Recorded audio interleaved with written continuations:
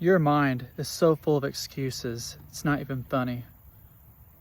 For instance, we view so many things as obstacles in our lives that really aren't. And in fact, what is an obstacle actually? Like really?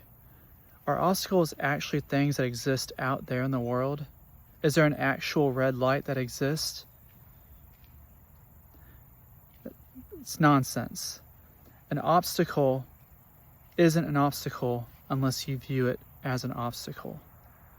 If you can get that, you've conquered life. The biggest obstacles aren't the ones that life throws at us. The biggest obstacles are the ones that we put there. Life will throw us challenge, but challenge doesn't become an obstacle until you view challenge as an obstacle. What's your relationship to challenge? Challenge is an opportunity for growth, but some people view challenge as limiting. And sure, a certain amount of challenge can be limiting, but also challenge gives you the opportunity to face your limits and maybe to even grow beyond them.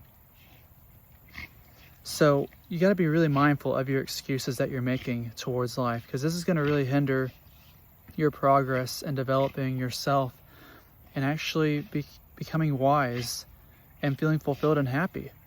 Excuses are the death of all happiness and success.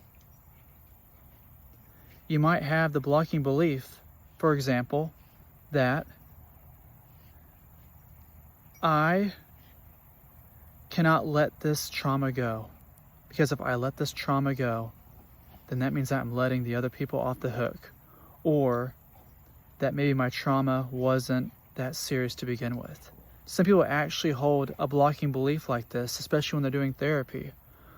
And it's really difficult because people are afraid of positive change because of what that might mean. What that might mean of how other people might see them and view them. Because you want to play the victim. Part of your mind wants to play the victim because there's benefit in you playing the victim. It's sometimes really hard. It's sometimes really easy to see the cost of playing a victim, but sometimes it's hard to see what's the benefit. And the benefit is that you can live your whole life blaming the world and other people for why you're where you're at.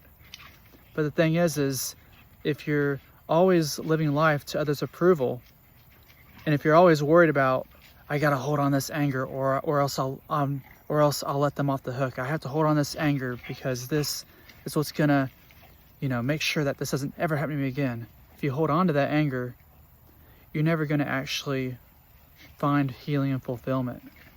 It's like what Nelson Mandela said. I don't know exact quote, but he basically forgave all the people that imprisoned him and tortured him because he knew that he didn't want to be in another prison.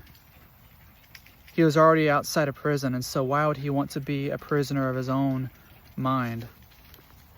So I want you to think about this. Can you hold the view that healing requires an identity change, and that I can embrace this change? I can validate that I don't have to let this person off the hook, but that doesn't mean I have to hold on to anger and trauma and anxiety in order for me to do that. You can focus on your healing, and you can also realize that doesn't mean that your trauma is meaningless or that you're letting them off the hook. See if you can notice that, and just notice that being true. Whenever you're healed, there's a fear of success, and the fear of success could mean whenever you're healed, we're so attached to our problems. So when we solve all of our problems, what's left? How do we find meaning now after we solve all of our problems that we spent so long trying to solve?